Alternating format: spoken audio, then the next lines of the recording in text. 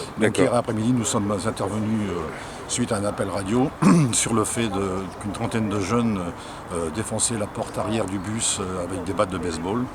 Nous sommes arrivés rapidement sur les lieux. Bon, les jeunes étaient aux trois quarts partis et le bus avait réussi, grâce au sang-froid de notre collègue, à pouvoir partir et dégager de cette situation qui était quand même très violente.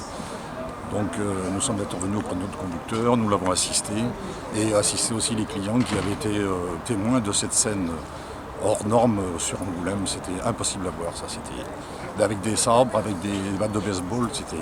On n'a jamais vu ça chez nous. D'accord. Concrètement, comment ça s'est passé pour le chauffeur et puis pour les clients qui étaient dans le bus? Alors bon, pour les clients qui sont dans le bus, le conducteur ayant réussi à partir très rapidement de l'endroit où s'est produit l'incident,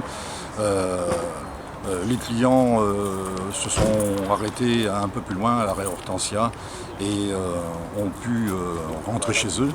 On a pu assister,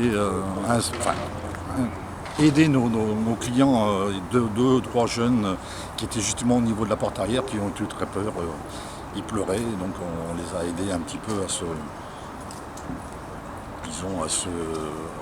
reconforter dans le fait qu'il n'y avait pas de blessés, bien heureusement.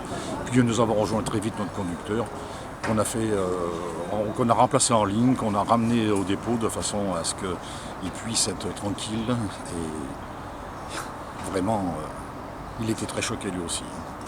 Donc vous avez appris cette agression hier. Pour les autres chauffeurs, comment ça s'est passé? Du coup, hier soir, bien sûr, ça fait une traînée de poudre. À la débauche, ça se disait, et puis tout le monde était très en colère.